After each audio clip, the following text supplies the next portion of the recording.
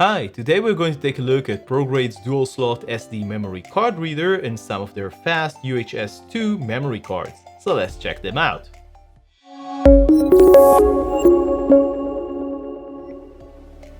Today we're testing the ProGrade Digital USB 3.1 Gen 2 dual slot SD card reader.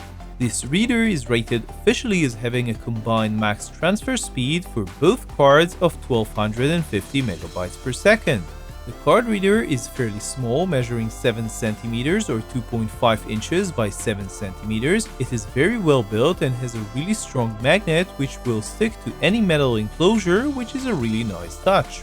The card slots are a bit too close to each other in our view, and the unit is just a little bit too short to be really comfortable to take out the cards comfortably, but this is a minor nuisance.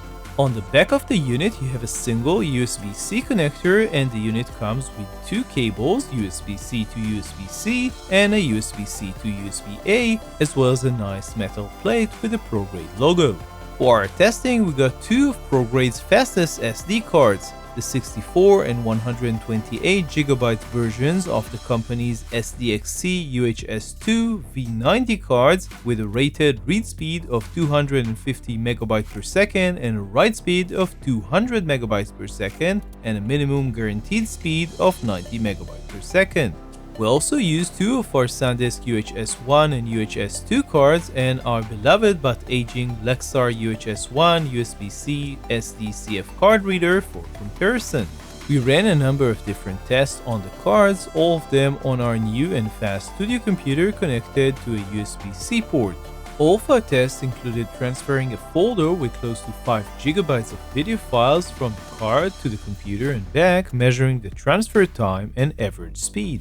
For the first test, we used a ProGrade card reader using USB-C and a ProGrade card. The average transfer speed that we got to the computer from the card was 245 megabytes per second. It took 20 seconds. And from the computer to the card, we got 195 megabytes per second. It took 25 seconds. Both very close to the official speed of the card.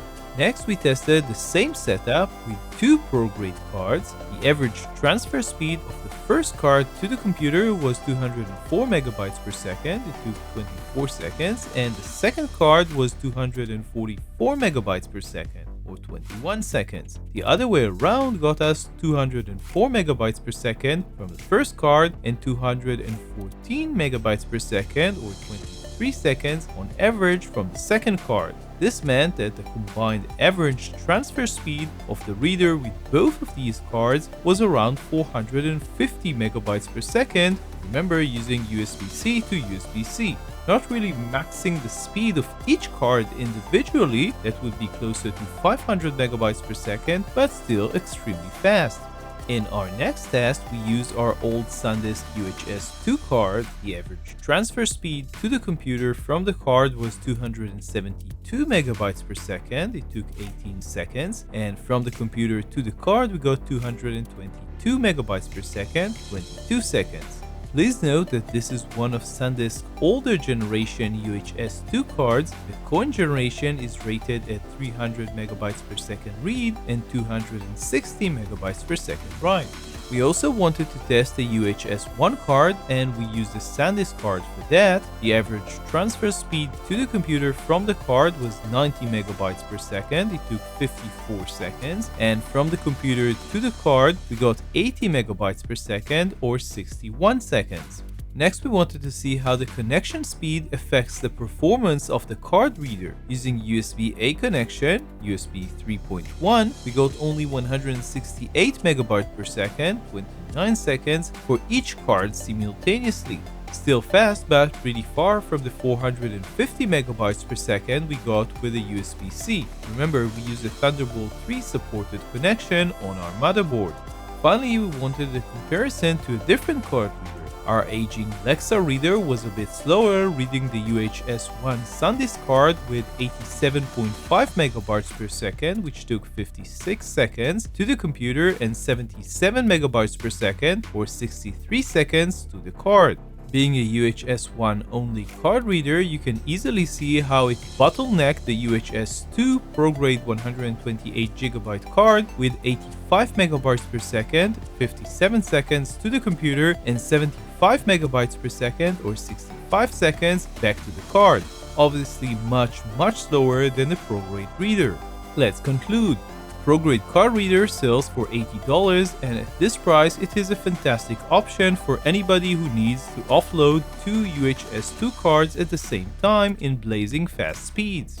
Even if your current camera doesn't support UHS-II, but you are shooting a lot of higher resolution videos and want to save some time offloading them to the computer, getting a UHS-II card is a very good idea. And if you're using two cards, each with different content, stills and video for example, the ProGrade reader will provide almost the max limit of each card at the same time, which can be worth a lot of wasted time with a single memory card reader. As for the ProGrade UHS-II cards, since we got the ones that we have been using for this review, the company came out with newer versions that officially does 300 megabytes per second read and 250 megabytes per second write, which seems almost identical to the current generation of SanDisk UHS-II cards, although the top ProGrade cards are rated at V90 or a minimum of 90 megabytes per second, unlike the SanDisk UHS-II cards, which only officially promise a minimum sustained write speed of 30 megabytes per second. Since at the moment the ProGrade is about $10 cheaper than the SanDisk, $190 for the ProGrade versus $200 for the 128GB SanDisk UHS-II card, we see no reason not to go for the ProGrade card. So that was our look at the dual slot SD card reader by ProGrade and their fast UHS memory cards. You can check out the full review on lensvid.com. Don't forget to subscribe to our YouTube channel to find more videos just like this. See you next time.